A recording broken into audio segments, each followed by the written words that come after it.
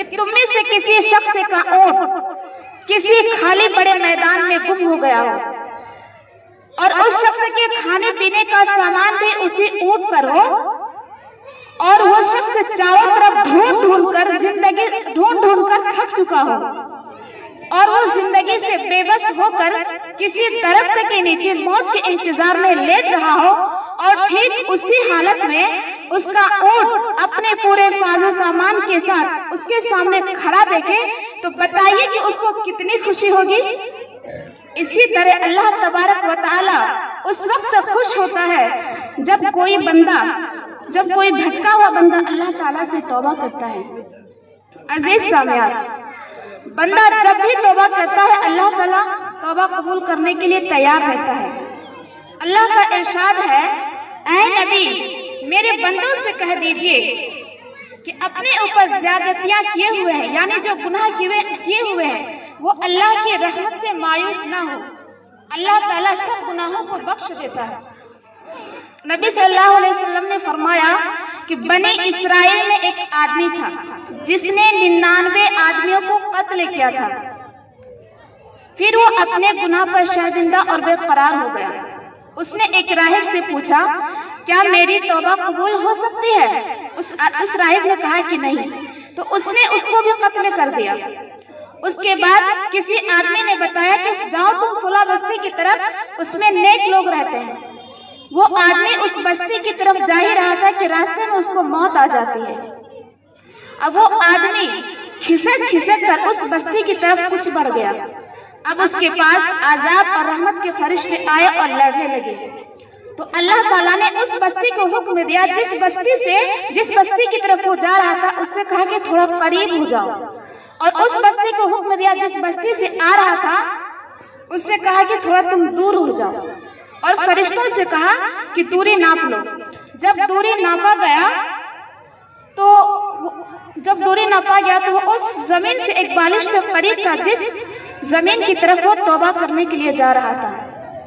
तो इस हदीस से ये मालूम होता है कि गुनाह छोटा हो या बड़ा, एक बार हो या बार बार हो, जब भी दिल में अल्लाह का खौफ पैदा हो जाए और बंदा अपने गुनाहों पर शर्मिंदा होकर अल्लाह के सामने गिड़गिड़ाए तो अल्लाह ताला उसकी बात सुनता है और उसको अपने दामने रहमत में जगह देता है। मुअज़्ज़ज़ सामियात, तौबा इस्तिग़फ़ार करने से सवाब मिलता है और उसके मसाइब दूर होते हैं। रसूलुल्लाह सल्लल्लाहु अलैहि वसल्लम ने फरमाया, जो इस्तिग़फ़ार करता रहता है अल्लाह ताला उसके लिए हर मुसीबत से आसानी पैदा करता है और उसे ऐसी जगह से रिज़्क़ देता है जिसे उसे पता भी नहीं चलता है। अक्सर लोग जुबान से तौबा कर लेने को तौबा समझते हैं, लेकिन ये तौबा सही नहीं है। असल तौबा में 3 शर्तें हैं। अगर आपको तौबा करना है तो 3 चीजों का शर्त है, उसको ध्यान रखना जरूरी है।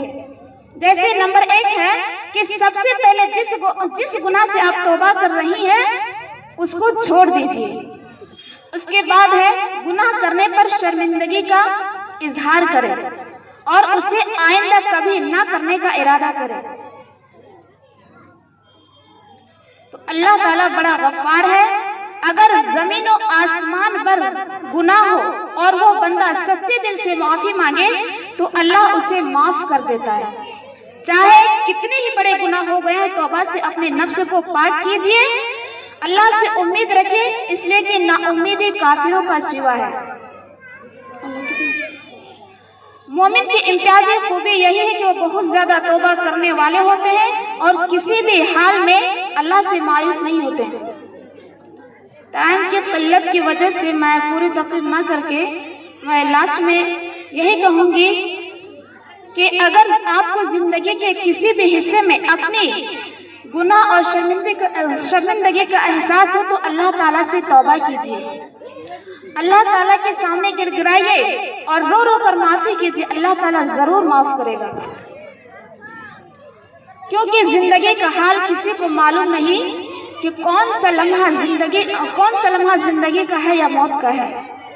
हर वक्त अंजाम का ध्यान रखिए और तौबा के जरिए दिल और रूह, ज़हन और जुबान को गुनाह से धोते रहिए, क्योंकि अल्लाह ताला بہت قریب ہے، وہ کسی سائل کی دعا کو رد نہیں کرتا۔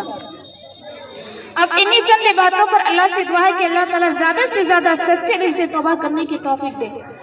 معزز سامعات، ابھی جو معاشرے کے اندر سب سے زیادہ برائی پھیلی ہوئی ہے وہ ہے اسقاط حمل۔ اسقاط حمل کا مطلب یہ ہوتا ہے کہ بچہ کو پیٹ ہی سے مار دینا۔ مذہب اسلام نے ایسی عورت سے شادی کرنے کا حکم دیا ہے جو سب سے زیادہ محبت کرنے والی اور زیادہ بچہ پیدا کرنے والی ہو۔ دین اسلام نے عمومی طور پر قتل کرنے سے منع کیا ہے، لیکن ہمارا موجودہ سماج بڑی بے رحمی کا شکار ہے۔ یہ کروڑوں لڑکیوں کو ماں کی کوکھ ہی میں گاڑ دیتا ہے۔ آج خواتین اپنی خوبصورتی کو باقی رکھنے کے لیے اور اپنے آپ کو اسمارٹ بنانے کے لیے حاملہ یعنی گربوتی نہیں ہونا چاہتی ہیں، اور یعنی گربوتی نہیں ہونا چاہتی یعنی خود کے بچے کو اپنے ہی پیٹ میں قتل کر دیتے ہیں۔ تو یہ بتائیے کتنی بری بات ہے کہ جو بچہ آپ کے پیٹ میں پل رہا ہے اس کو خود سے قتل کر دیتے ہیں۔ اولاد کو، معزز سامعات، اولاد کو زندہ رہنے کا حق ہے، اس میں ماں باپ کا کوئی اختیار نہیں کہ اس کو قتل کر دے۔ اس لیے اسلام کی نظر میں دونوں برابر ہیں۔ اسلام نے حمل کے روکنے کو ایسی صورت میں جائز کہا ہے جبکہ اس کو اس کی ضرورت ہو، جیسے ابھی آپریشن ہوتا ہے، بیماری کی وجہ سے آپریشن کرنا پڑتا ہے، ابھی بچہ دانے کی وجہ سے بہت سی عورتوں کو آپریشن کرنا پڑتا ہے۔ اس طرح کی اگر بیماری ہے جس میں جان کا نقصان اگر ہو رہا ہے تو اس حالت میں آپ اپنے بچے کو روک سکتے ہیں، لیکن اگر بچہ پیٹ میں 1 مہینے 2 مہینہ کا ہو گیا اس کو نقصان کرنا کسی بھی طرح جائز نہیں ہے بلکہ حرام ہے۔ ایسی عورت تو جنت کی خوشبو تک نہیں پا سکتی ہے۔ قیامت کے دن اللہ تعالیٰ کے سامنے عذر پیش کرنے سے نہیں چلے گا۔ بہت سی عورتیں یہ کہتی ہیں کہ اگر زیادہ بچہ پیدا کریں گی تو اس کا خرچ کون اٹھائے گا، اس کے رہنے کی قلت ہے، لیکن اللہ تعالیٰ قیامت کے دن یہ نہیں سنے گا۔ اللہ تعالیٰ جب دنیا میں کسی کو بھیجتا ہے تو اللہ تعالیٰ اس کا رزق لکھ دیتا ہے۔ ذرا اطمینان سے سوچئے، کیا اپنی روزی خود پیدا کرتی ہیں؟ نہیں، تو پھر یہاں کیوں یہ نہیں سوچتے کہ جو ہمیں دے رہا ہے وہی انہیں بھی دے گا؟ جب اللہ کسی کو بھیجنے کا فیصلہ کرتا ہے تو اس کی روزی کا سامان اس کے ساتھ بھیجتا ہے۔ ذرا غور کیجئے کہ اللہ اس ماں کی چھاتی میں دودھ پہلے سے نہیں نازل کر دیتا؟ کیا اس کی روزی کا انتظام پہلے سے نہیں کر دیتا؟ تو پھر ہم کون ہوتے ہیں اس کے فیصلے میں دخل اندازی کرنے والے؟ جب ہم خود اپنی زندگی کے مالک نہیں ہیں تو پھر دوسرے زندگی کا فیصلہ کرنے والے ہم کون ہوتے ہیں؟ قرآن کہتا ہے تم اپنے بچوں کو محتاجی کے خوف سے مت مارو، تم کو بھی رزق دیتے ہیں اور ان کو بھی دیں گے، ان بچوں کو قتل کرنا بہت بڑا گناہ ہے۔ معزز سامعات، اب میں لاسٹ میں یہی کہنا چاہوں گی کہ اولاد کو قتل کرنا تو جانوروں میں بھی نہیں پایا جاتا ہے، بلکہ وہ بھی اپنے بچوں کو پیار و محبت سے پرورش کرتے ہیں، انہیں چومتے چاٹتے اور دودھ پلا کر بڑا کرتے ہیں۔ تو مجھے حیرت ہے اس بات پر کہ انسان اشرف المخلوقات ہونے کے باوجود بھی اتنا آگے بڑھ گیا ہے کہ وہ بھول گیا کہ کیا غلط ہے اور کیا صحیح۔ اللہ تعالی ہم سب کو اسلام کے راستے پر گامزن کر کے اچھی سمجھ بوجھ سے نوازے اور صراط مستقیم پر چلنے کی توفیق دے، آمین۔ السلام علیکم۔